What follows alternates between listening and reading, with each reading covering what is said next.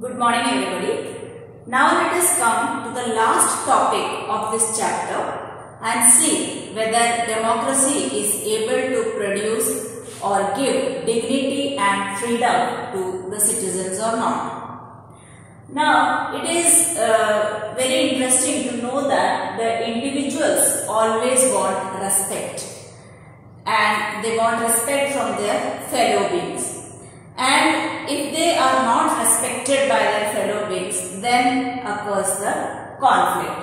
And conflict occurs when they do not get the respect which they deserve.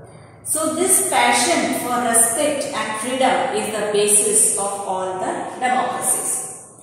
Now if we take the example of dignity of women, which is related to respect, then we will see that all over the world, the society is basically male-dominated society, and it took a long time for the women to make the understand the society that women also need respect.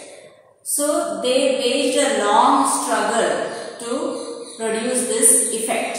So a long struggle only created sensitivity towards the people or among the male members that they deserve respect and the equal treatment is necessary for the women.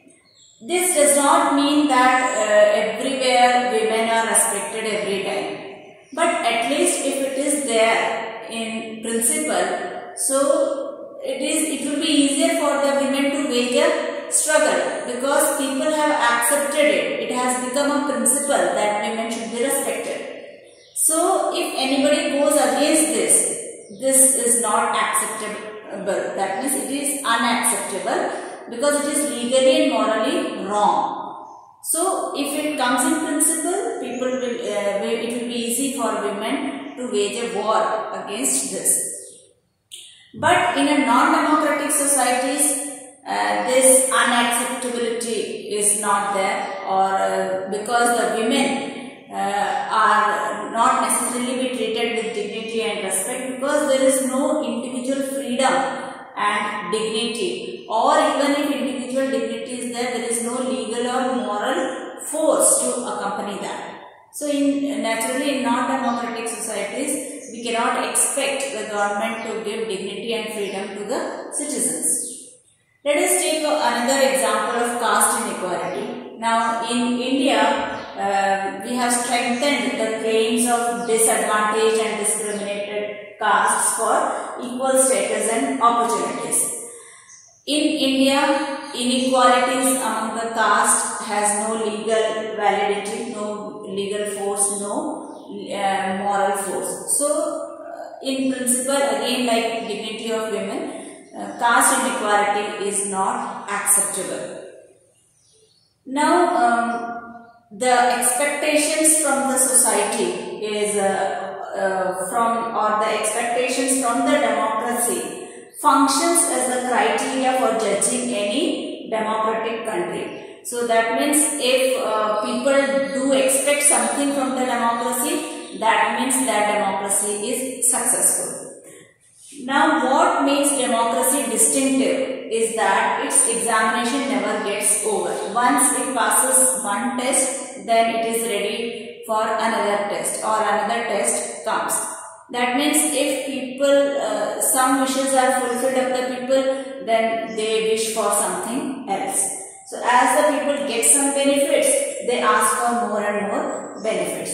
And through that they want to make democracy better and better. And the fact that the people are complaining about democracy, it itself is the proof to show the success of the democracy. Because we ask from only those from whom we can expect something. That means we are expecting something from democracy. That is why we are complaining, we are asking, we are demanding. And it shows that people have developed awareness and the ability to expect. So that is what I told. We expect because we know we will get it. So expect and to look critically at the power holders. So we expect that the power holders will give us some benefits.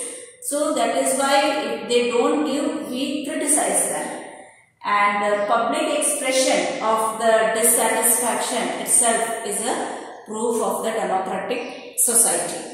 Even today, in many parts of the world, people feel that their votes make a difference.